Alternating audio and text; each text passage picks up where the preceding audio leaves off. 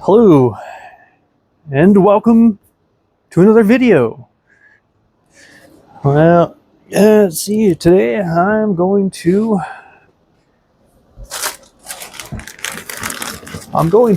repot my Cephalotus into their own individual pots, which has been in the plan, well, from day one. These Cephalotus were attacked by a root mealybug back in November of 24. Sorry guys, as I get my gloves on to take care of this.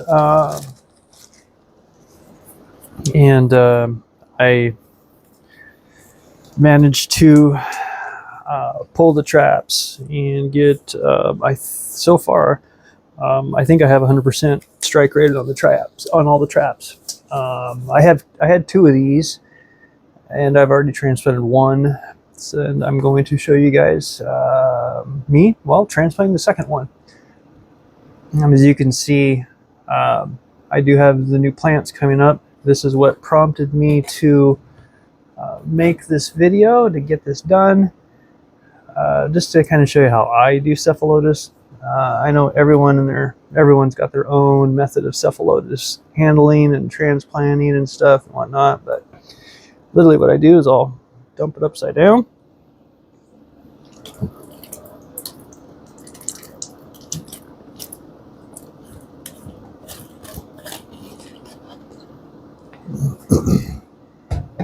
Just like that. This is self-wicking pots that I use.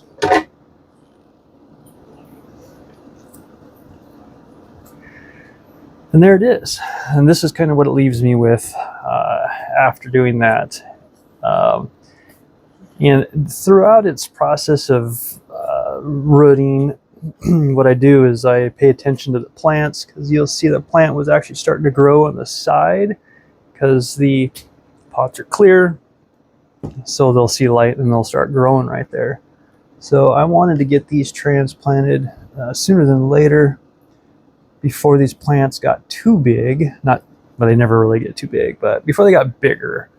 The smaller they are, the easier it is, in my opinion, for me to work on root-wise. What I'm doing is I'm just going to gently loosen this. This is just sphagnum moss and perlite, about a 50-50 mix.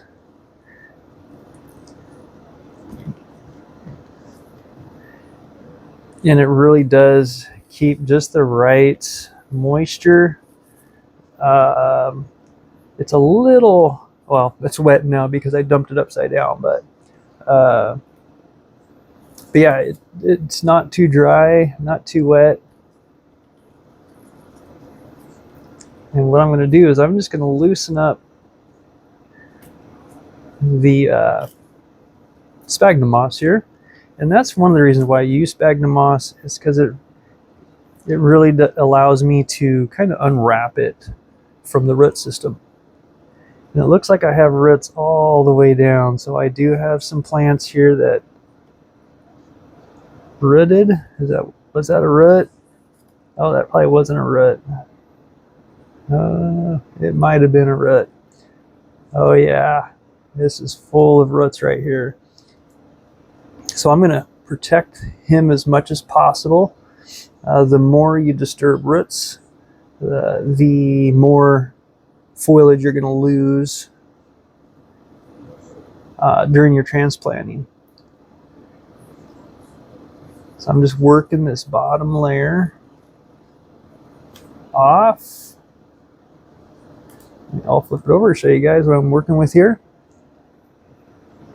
Just loosening up the sphagnum moss around the roots. I'll make my bed of moss here because I don't want the roots to dry out. If you let these roots dry out, you're going to lose a good portion of that plant. And then from here, you can just start separating your individual plants. And I'll keep its root system intact as much as possible. So there's going to be 1.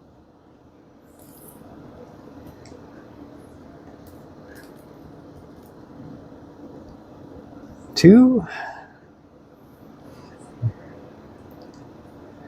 And I'm going to make sure that everything has rooted. 3. So far, everything has rooted. So far, 3.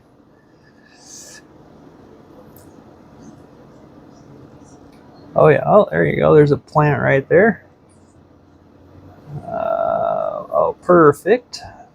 Oh, this is the guy that was against the side of the pot. Nice. Did I get 100% strike rate? I sure did. I sure did. People say that Cephalotus are hard to, I don't know, take care of, grow. I do not find that at all to be the case. You know, don't be a helicopter parent, and these things will just grow and grow and grow. So yeah, 100% strike rate. I say that because, like I said, I just got done doing the second one of those. And then from here, it's just real simple. What I'm doing, I'm putting them in individual self-watering pots. The whole key to this, let's see if I can show you guys what the plan is for these, is these self-watering pots here. When the plant grows, what I'm going to do is I'm going to ship it out as a covered plant, as a self-watering pot, all in one. That's how I'm going to do my full plant Cephalotus.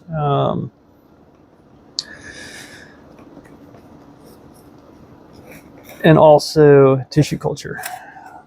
But a lot of people have never really dealt with tissue culture, so I'm going to start with full plants first and then move my way over to the tissue culture, because I can do that at any time. I can mix up the media and do cultures at any time. When you're dealing with transplanting stuff, you're kind of on a schedule. At least I know I am. My plants in the greenhouse will be coming out of dormancy real soon, and I have a lot of transplanting to do.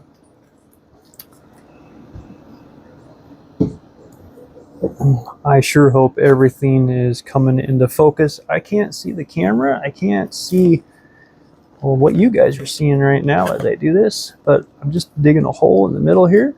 I'll take its clump of roots. I'll put it in that hole.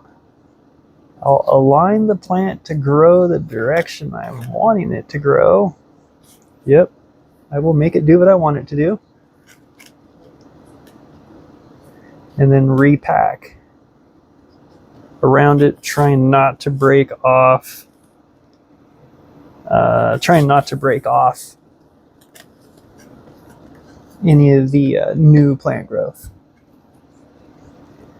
The biggest thing is just trying to keep those roots happy while you do this. Still, I don't think I've lost any plants. Knock on wood. I don't have any wood right here to knock on. Everything's plastic, but yeah. But this is how I do it. I'll take the plant, roots and all, little fine little roots hanging out. I don't want to break those root tips.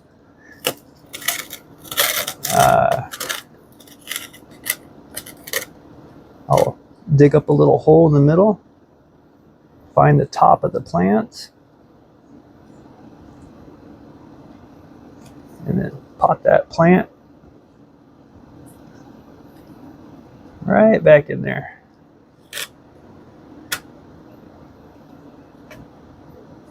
Trying to pay attention to the growth points.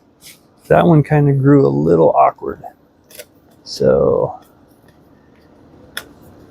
then I got to pack it back in to make sure that the sphagnum moss is fully in contact with the wicks. And that's quick and easy. Grab my plant. This guy's got a lot of roots.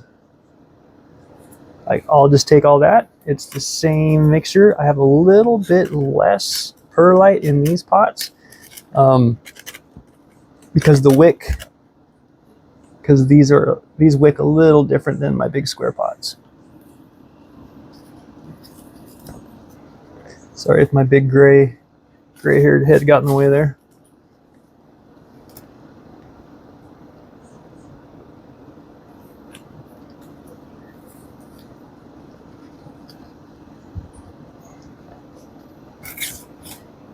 Yeah.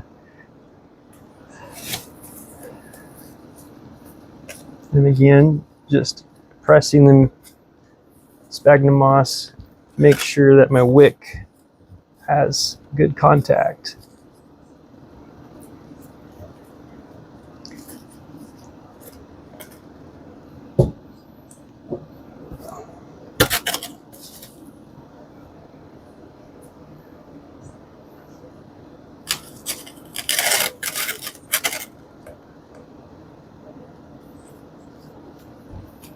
There's a plant somewhere in there. He's got roots, but I'm not seeing the plant quite yet, but he does have roots. I mean, I could dig there and see where the growth tips are, but nah, we'll let it grow out. As long as it didn't get too dry. It shouldn't have got too dry. The next small one, these two big ones here are going to go in fresh square pots. While these smaller guys are going to go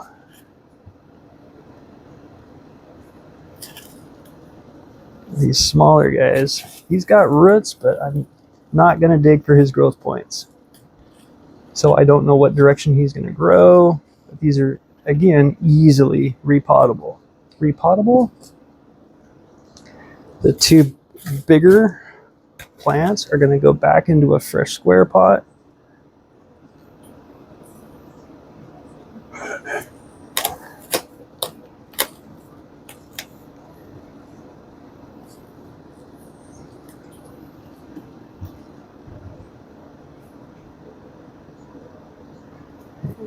Back into a nice fresh square pot.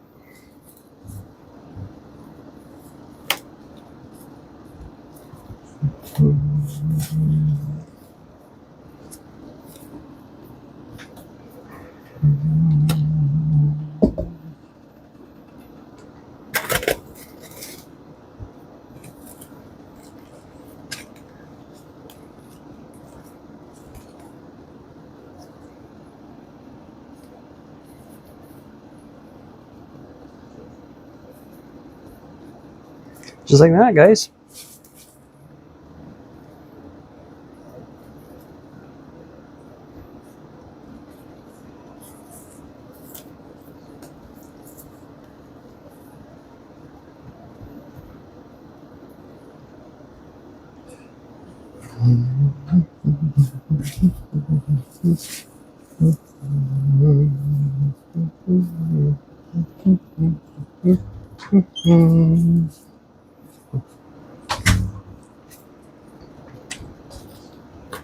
There it is. And then I make sure they're full of water, not full, but make sure there's water in the bottom and just leave them be. These are grown under indoor LEDs. So they're just your standard LED shop light, 5 Kelvin, 5,000 Kelvin LEDs. And we go from there. So, thank you guys. You got any questions? Leave them down below. Or any tips, anything of the sort. I'm always ears for you. Thanks, guys.